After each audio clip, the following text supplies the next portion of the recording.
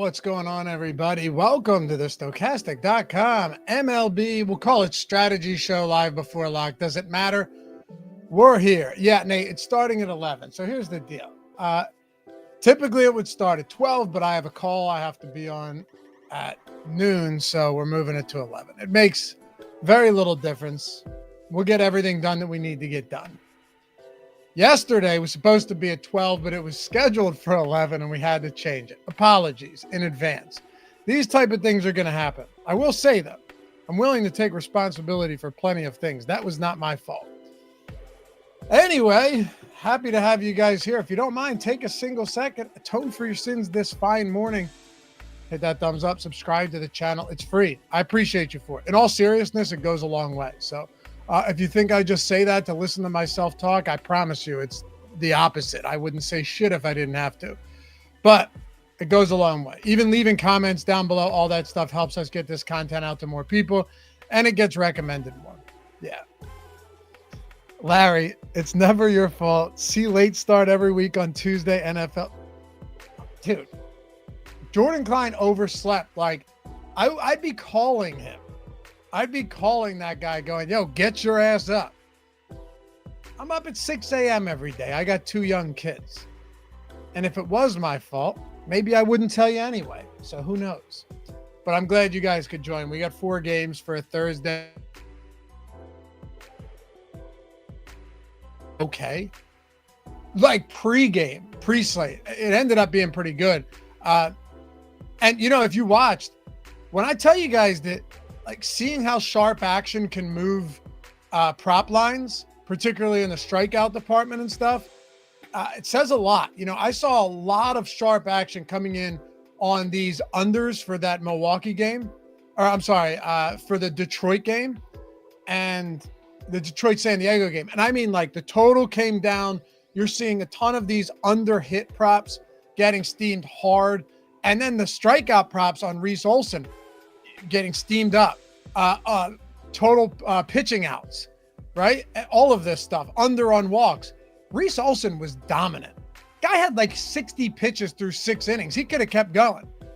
Just a phenomenal performance. So I'm glad we got over the field on him. Made very little difference for me. I didn't have the greatest day yesterday, but that's baseball. That's just how it works. You know, that's how it goes. There are going to be times where, you know, you get a few things really right, but you didn't put all the pieces together. That was me yesterday. Didn't put it all together, but it is what it is. You know, it's going to happen. I'm going to sim these slates. We haven't had an update for a couple of hours, so my assumption is this will come in soon, and when it does, we'll run it live on the show. But when I ran it the first time, we were getting a decent amount of Colorado, which is terrifying. Absolutely terrifying. But we'll see what comes up.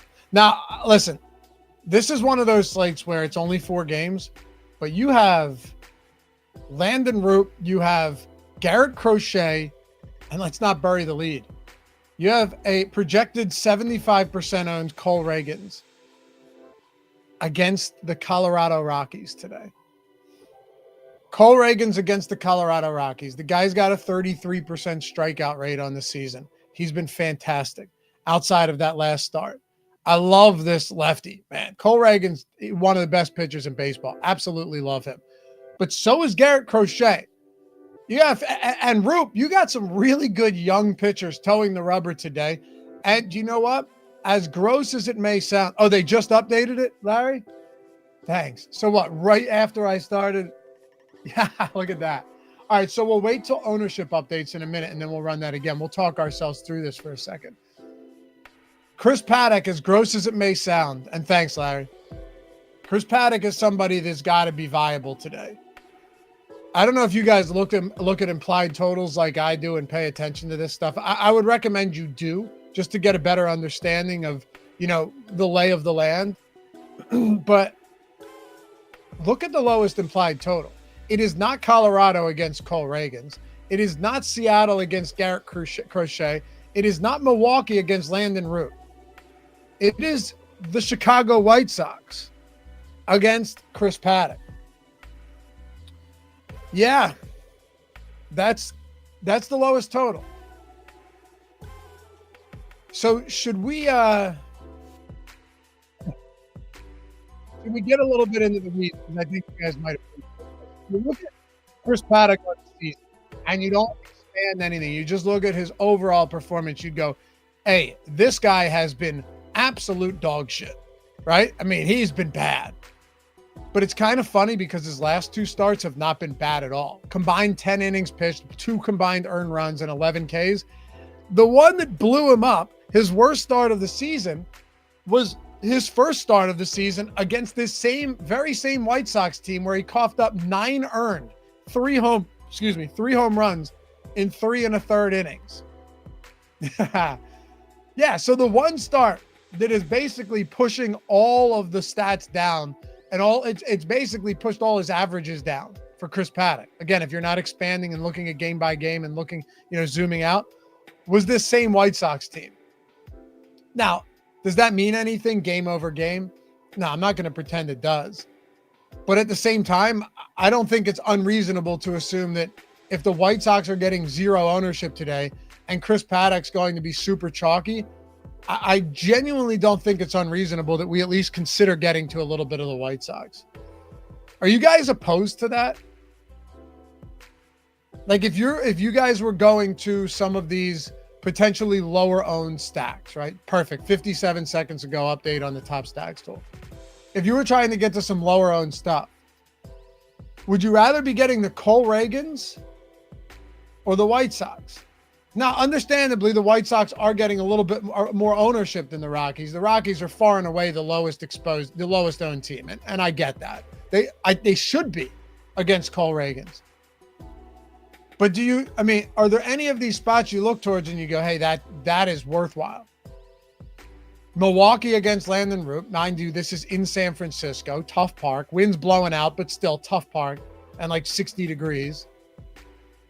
Seattle against Garrett Crochet. This guy's fantastic. I mean, he's as elite as it gets. Wind's blowing in a little bit, 65 degrees and sunny in Boston. Then you've got the White Sox against Paddack and Colorado against Cole Reagans. I think there's at the very least something to be said about the White Sox today. And maybe I'm just flat out wrong. I mean, we can run the sims right now and see what we get. We just got updates on projections and ownership. But Paddack is the type of guy, and I've been doing these not solo shows, but I've been doing MLB shows for a long time. And I have plenty of experience understanding the Chris Paddack experience specifically. When it rains, it pours with this guy. Like when Paddack unravels, when the wheels fall off, you're not putting them back on. And a lot of that typically results in home runs. Just a lot of fly balls, hard contact. I don't think it's unreasonable to assume that the White Sox aren't the worst overall play on the slate.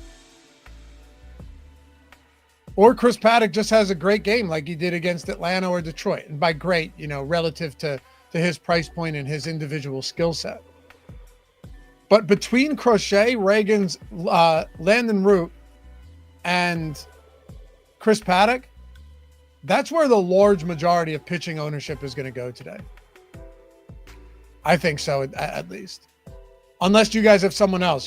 We do this show solo. So anytime you want to jump in, I mean, we got plenty of people in chat, but anytime you have thoughts on these plays, or you want us to dig in a little bit more, you want me to dig in more on a specific player or a team, or you just have comments or questions, shoot them in there and we'll get to them. I mean, we're in no rush with this. When you're going solo, you got plenty of time to do whatever you want, right? I don't have to go back and forth. Although sometimes that's nice. We'll have a little bit more of that once NBA winds down.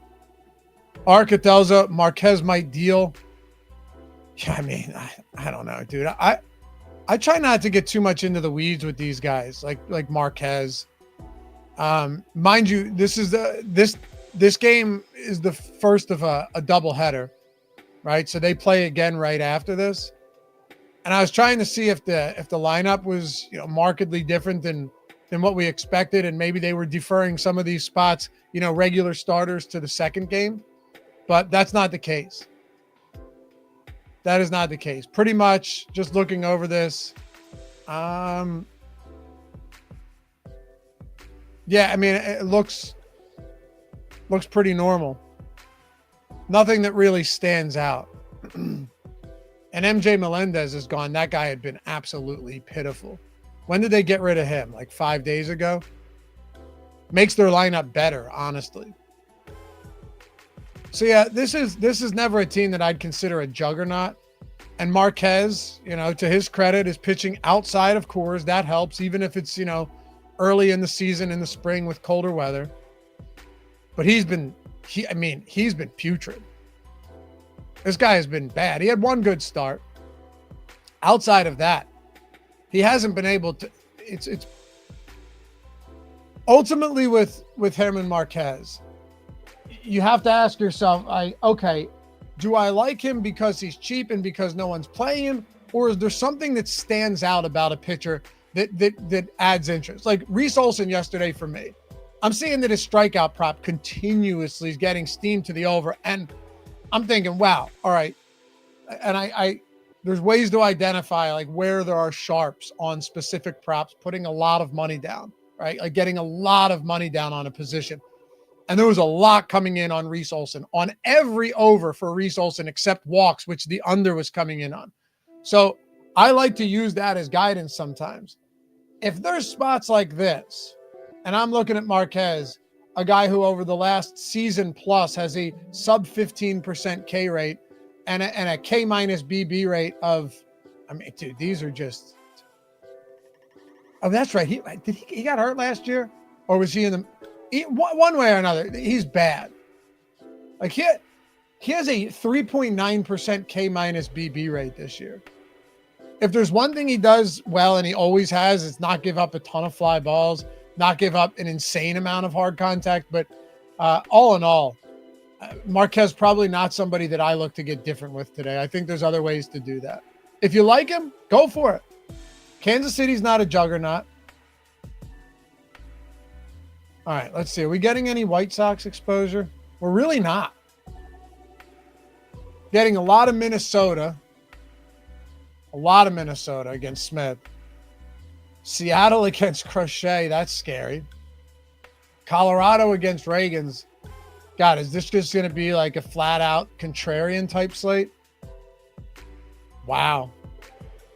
Little Boston against Brian Wu. Basically no San Francisco, essentially no White Sox, no Milwaukee. So that game, as it stands, outside of a little bit of San Francisco against Tobias Myers coming off the IL, not popping at all. What about pitchers? Okay.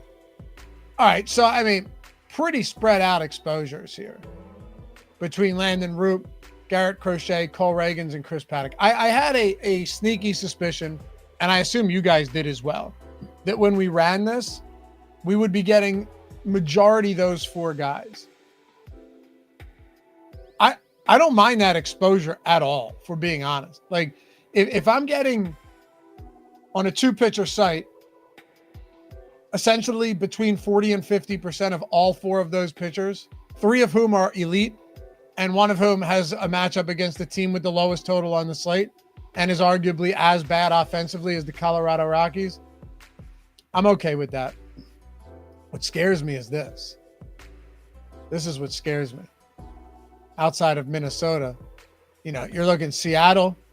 That's 25% total Seattle stacks if you include 3, 4, and 5 mans.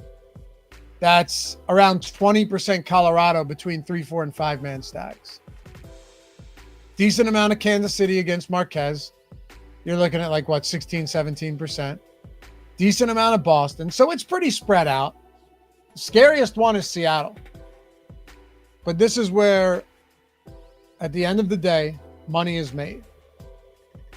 Yesterday, I was basically on the right stuff, and I would imagine a lot of you guys know what I'm talking about here. And hopefully some of you guys did have a great day on the early slate. I didn't play the main slate. I only played the early. Had the kids by myself yesterday. It's not easy. I don't know how moms do it, man. I really don't, especially living with somebody like me. But I decided not to play that slate, just the early slate. So you get mostly everything right, but it doesn't matter when nothing crazy happens, right? Like if something crazy happens, let's say Seattle, which this is a Seattle team that has power. They have Einsteinium, you nailed it. Seattle is the type of team, they could go out there and strike out 15 times today, right? Or you could have a Seattle team that comes out and just just bombs Garrett Crochet. Even the best pitchers can get tuned up. And it's also a Seattle team that can run out a stock of righties. That's another thing, right? Like you look at some of these bats, man. They have an 8 righty lineup today, if you're including the switch hitters, which we are, obviously. And then the left-handed JP Crawford in the 9-hole, which means nothing. I'm really not that opposed. I also saw some sharp money, very sharp money, coming in on under 7.5 strikeouts for Garrett Crochet today, which I found interesting. I don't think that means you get away from Garrett Crochet. Obviously not, right? Like he's just as good as he is. That's not enough. Plus, oftentimes doesn't matter how sharp you are, you can still be wrong. The prop can still go against you. As sharp as bettors out there are still going to lose a lot of these bets. And Crochet's been as advertised, as good as it gets.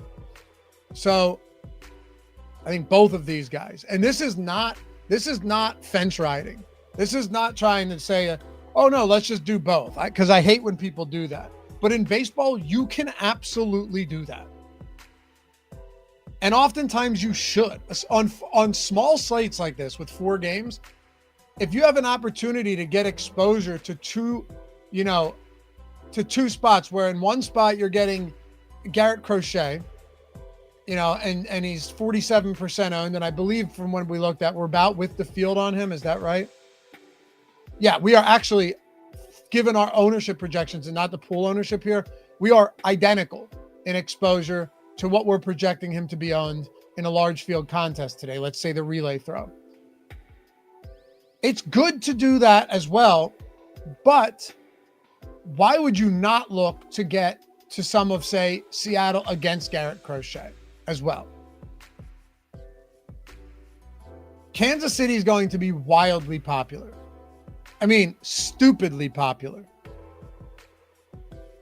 25% ownership on this Kansas City stack. No wonder we're under the field. And I totally get it. 21% top stack probability means there's still a 79% chance they aren't the top stack.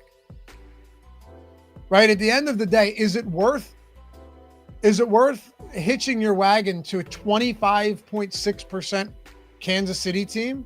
Sure, you'll get some, but I don't know how much it's going to do for you if they have a solid game. Seattle looks the most interesting. And there's a real good chance Seattle just gets shut down today against a really good pitcher. So, Chris Albers, when making a stack, do you worry about lineup construction for batters? Like pick the 1, 3, and 5 guys rather than go 1, 2, 3, 4?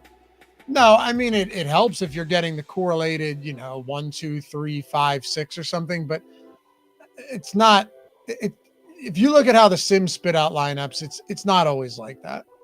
Plus, you have these wraparound stacks too. If you have a 7, 9, 1, 2, 3, what difference does that make? Right? It's the same as a 1, 2, 3, 5, 6. Granted, you're paying less for the bottom of the lineup, bottom of the order guys, but still. No, I don't. Do I worry about it? No.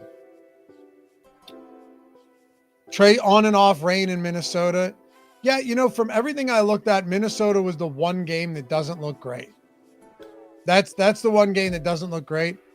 The first Colorado Kansas City game looks perfectly fine. So I guess, yeah, we pay a little bit of attention to this Minnesota game. I would say we look at it closer to lock. We still have an hour and 50 minutes or so until it starts. I'll pull up the radar too. It's really not hard to pull something up. And if there's not a huge green or reddish yellow blob coming your way, look, I'm not trying to disparage meteorologists and say their job is unimportant. But you could go onto the app and pull it up and pretty much figure it out for yourself. I'm dead serious too. So yeah, I mean, looking at this now, as an amateur meteorologist, I'd say it looks terrible. That looks pretty bad. You guys do it. You tell me what you think. This looks pretty bad. I would, good call out on that.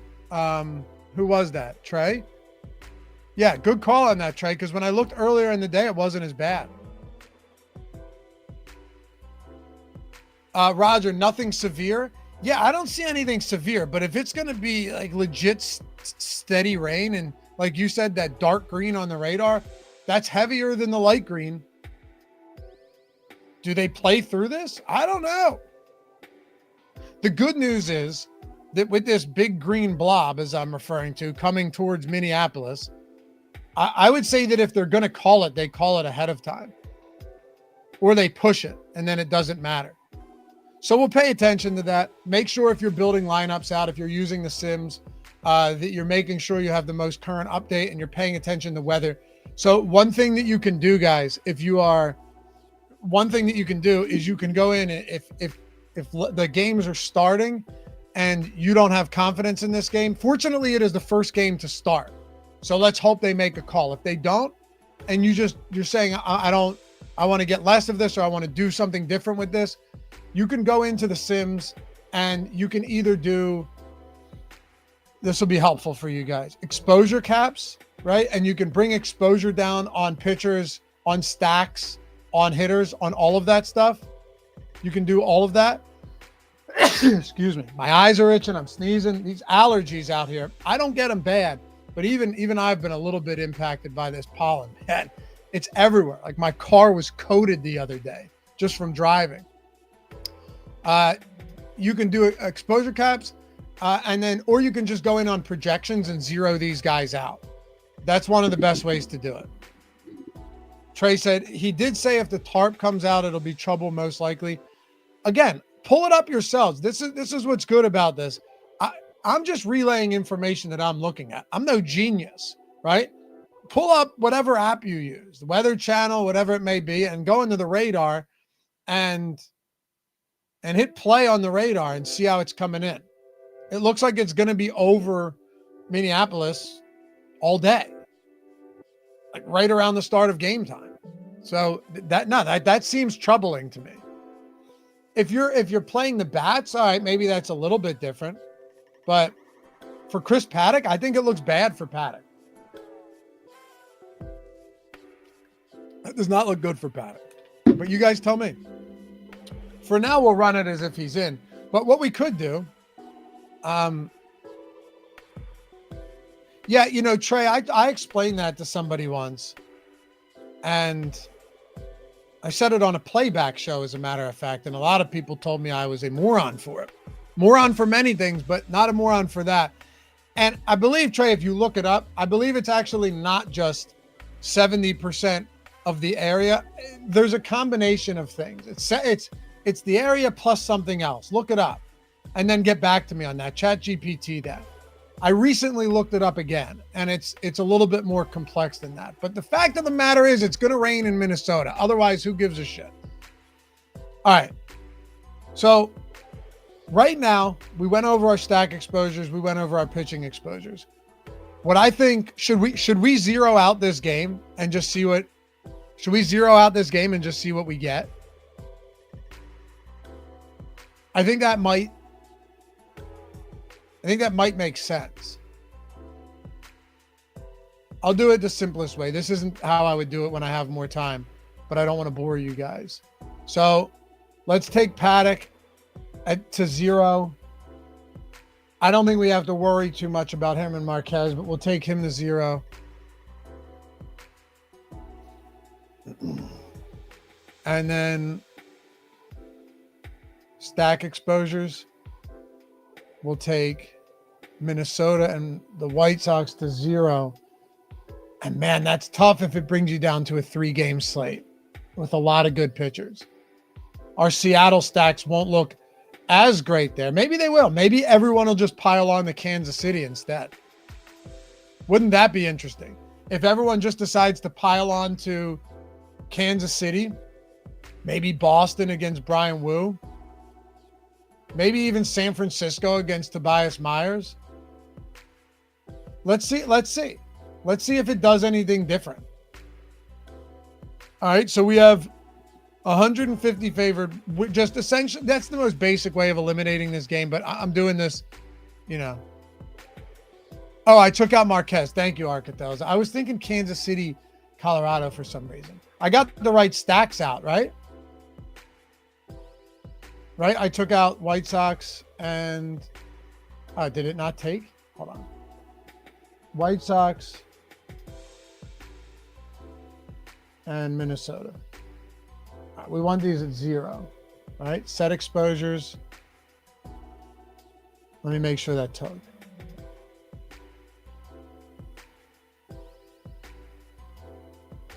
And then Marquez, let me fix that. Not that I would imagine we're going to get much of him. So we need Paddack out and Smith, right? All right. And who knows? Maybe we just get I don't think we'll get much more of the cheap pitchers, though.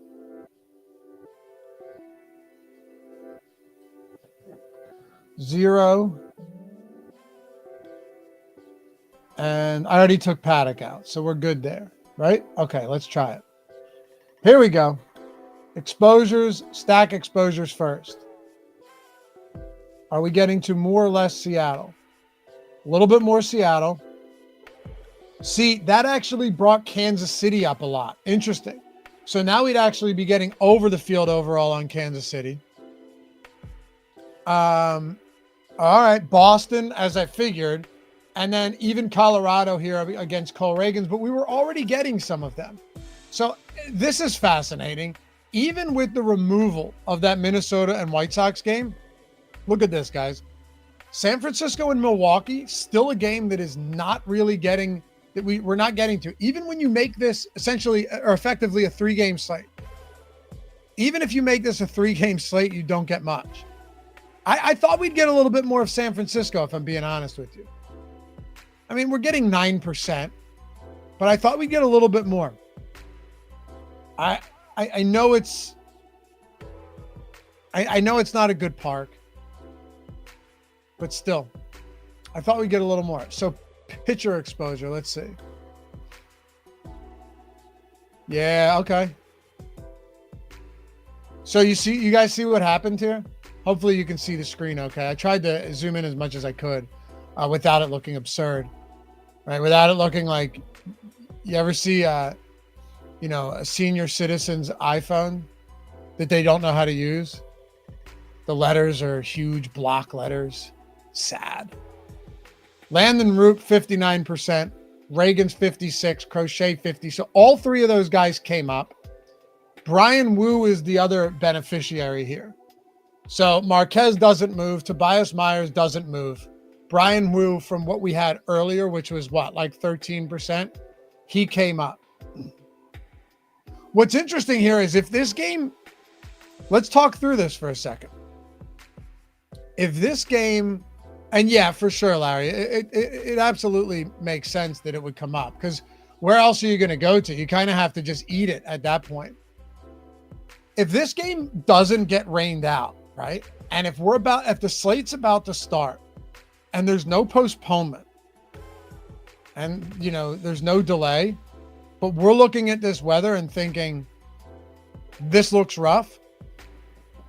Do we fade that game and just get super different? Whereas that game's going to have way more exposure than it would, obviously, if it was already postponed. I don't think that's the most insane thing to do. What sucks, though, is it's actually a good game, which could also be a good thing. It sucks if it ends up playing, and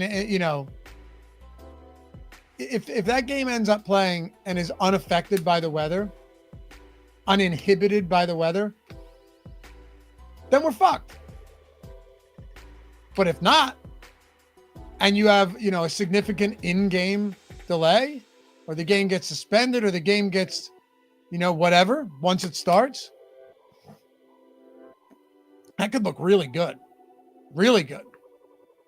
So it's a decision we're going to have to make, and it always sucks on these. It always happens on these small slates. During the day, these small 3-4 game slates, which then become 2-3 game slates and exponentially more difficult. R. Catalza says, if that game starts on time, I will just take what I can get from Paddack. If it doesn't, I will just fade. Yeah. I mean, if it starts on time and it looks as bad as it is, that's rough. Especially, if it gets, if he doesn't get through a certain amount of innings, 5, then you get 0 points. That's the other thing. I remember years ago, I was winning a tournament and I had, who was the lefty? It wasn't Wade Miley. Forget who it was, but he had a dominant performance and the game got called with in the 5th inning and he didn't get through 5 innings. So all of his stats got wiped. Trey, I agree with you. That's what I was saying. It feels like, even though it's a bad park, it feels like San Francisco's a little bit underowned. I agree. And not if I think, Trey, you would agree with me. If this were an 11 game slate, we wouldn't be saying that at all. We'd be like, oh, that makes sense. No one really wants to get to San Francisco at whatever the park's called now, Oracle or I don't know, AT&T or crypto or whatever the fuck it is. But yeah, I feel like was it Wade Miley? No, it wasn't, man. It was a Padres lefty. Oh God, maybe it was. I have to think about it. Woody, did they change that then? That all stats count prior to the 5th?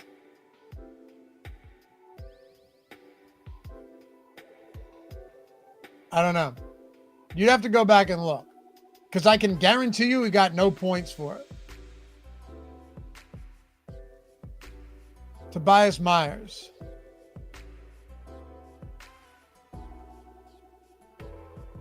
AAA.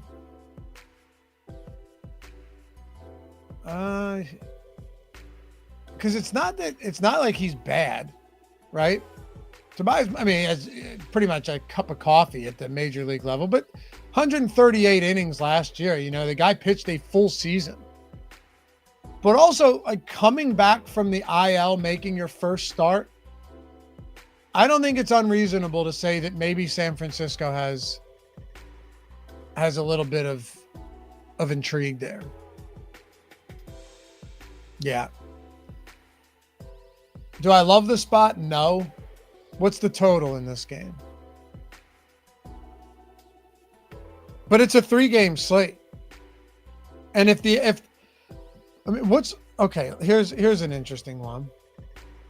We've got the Rockies getting very insignificant ownership. San Francisco is still relatively owned here.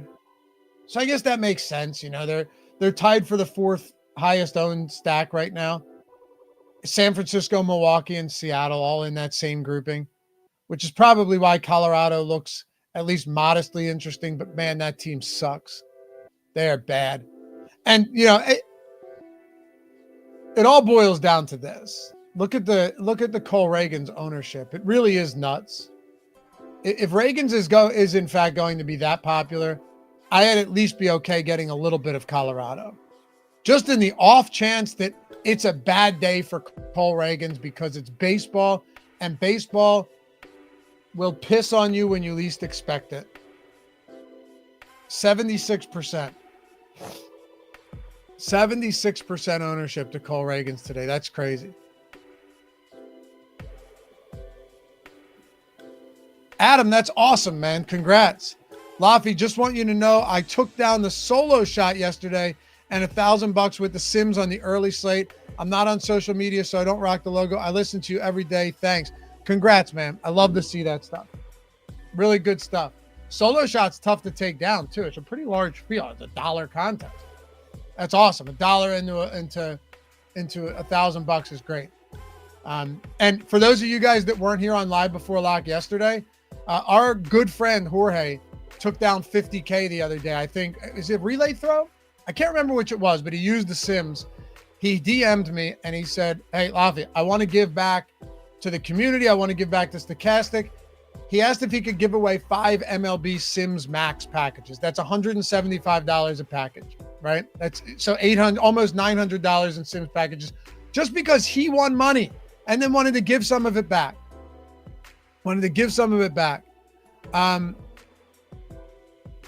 And here's what we decided on. If you guys want to get in on this, and so far we haven't had that many people jump in, so the drawing is going to be from a pretty small pool. If you want to get in to grab a free month of the Sims MLB Max subscription, MLB Max, $175 sub, you're getting everything, right? The Sims, the single lineup Sims, which is amazing for hand builders, ownership, player projections, top hits, top hitters, top stacks, top pitchers, all of the literally everything we have for MLB, every single simulation tool, every data piece, all of that. All you have to do is go and get 2 free weeks of Portfolio EV. You're saying, wait a second, you're giving us 2 free weeks of Portfolio EV just to be entered into a drawing? Yes, you're benefiting doubly because we want you to check out Portfolio EV. We'll know you'll love it. And if you do this with code Jorge, then anyone who does that is entered into this, and we'll make the drawing on Friday night on NBA Live Before Lock. So this is all you have to do. Use the link in the description. Sign up for Portfolio EV. If you're a new user, you get your free week trial. Use the weekly sub, and you get another free week. So you're getting a half a month. Would highly recommend you don't just let this subscription sit. Use it. These tools are going to make you money, especially when DraftKings and FanDuel DFS can get choppy from time to time, especially in the MLB streets. You're waiting for that one win. These will help buoy those losses. So use it. And if you've been at Portfolio EV before and you're not a current subscriber, you can do it too and get entered. Use the code Jorge and you'll get a free week. And if you're active already at Portfolio EV, just email us a screenshot of your active sub to support it, OddsShopper.com, and you'll be entered as well. So use that code Jorge and you're entered. On Friday, we're drawing 5. Shout out to Jorge for this. It was his idea. 5 Stokastic Sims MLB packages. I mean, dude, that's almost $900. And you're getting 2 free weeks of Portfolio EV, which I would argue is just as valuable, if not more valuable, than getting drawn to win this MLB Sims Max. So just a total win-win outcome here. If you haven't done it yet, use that link. Use Jorge. Get the 2 free weeks. Use the tools. Hit me up if you have questions. And then hopefully you'll get drawn. Grab that free month of MLB Sims Max on Friday night. All right. So let's dive back into this. The Reagan spot is probably the one that's going to cause us the most issues, because you either just get to a shit ton of Cole Reagans or you get less of him and get under the field. Earlier in the day, I was getting, on that first run, I was getting a lot less. But then ever since, we took that one game out to see what would happen, took Minnesota, Chicago out of the Sims to see what happened, 56% Reagans, but still under the field. This is what I kind of like, though. I could still have a Reagans lineup that pops, and separates from the pack, kind of pulls away. But I also am going to be well overexposed to Colorado. So really, it's like, if I have 56% Reagans and 22% Colorado, you're closing in on 80% one way or another exposed to that very specific spot. Yeah. Larry said, interesting. I didn't take the mini game out of the Sims yet. Ran a Sims and still got 55% root. Paddack went down to 20. Interesting. Yeah. Huh. Woody, yes, but this is what I'm saying, Woody. and I don't know if it's still this way, if it's prior to 5 innings and they don't suspend the game and they call the game, then none of the stats count. That's what I'm talking about. I'm not talking about suspending a game in the 7th and playing the final 2 innings the following day. That's not what I'm talking about. You can have games that just don't count. That's the difference. At least you could. I haven't looked into that rule lately. I probably should, but I typically try and just stay away from that.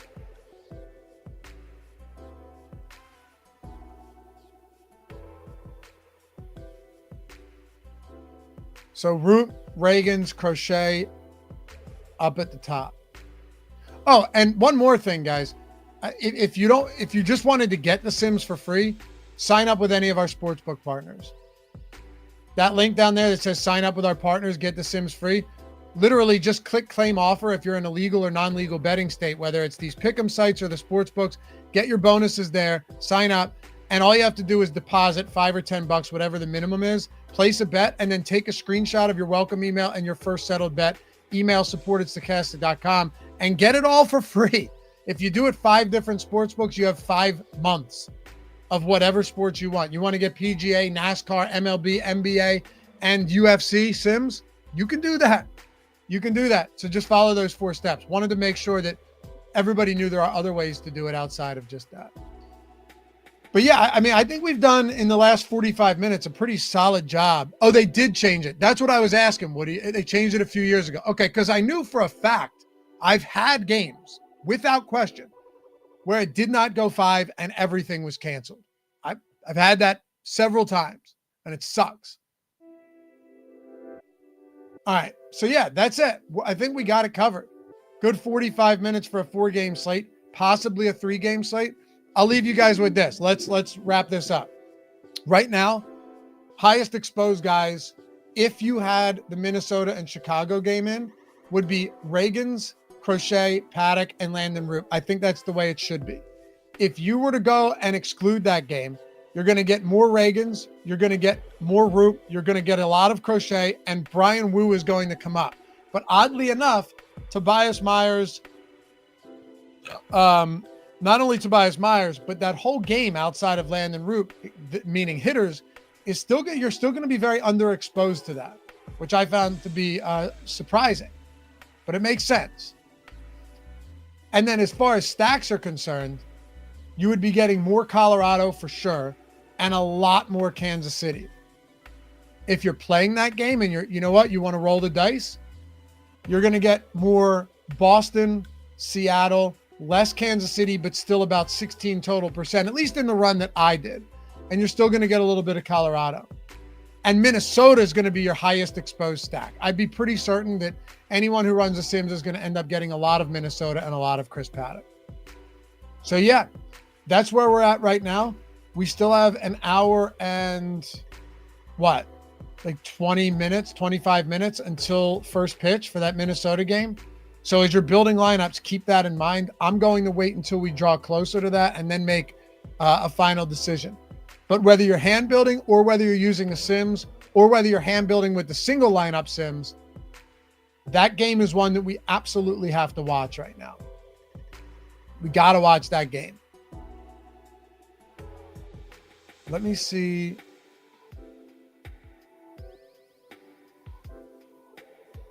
Is there MLB here where we get Minnesota 8-run implied total? Nothing's really changed. So we'll see. Let's pay attention to that. Appreciate you guys as always. Remember, jump in with Jorge, get your 2 weeks of Portfolio EV, and very possibly you're probably going to have like a 1 in 6 chance of landing. If it ended right now, 1 in 5, 1 in 6 chance of landing the Sims MLB Max. Pretty sweet. And you're just getting half a month of Portfolio EV regardless. And if you just wanted to get the tools for free anyway, like I said, use that link to sign up with our partners. You guys ever have any questions about the slate, leave a comment, hit me up in the DMs. They're always open. You can always hit me up on Twitter, like I said, Laffy_D. You guys know where to find me. Aside from that, I believe I'll see you back here at 11 Eastern tomorrow morning to break down a much bigger slate but let's take care of this one first, win some money, and we'll see you back here for the next one. Peace.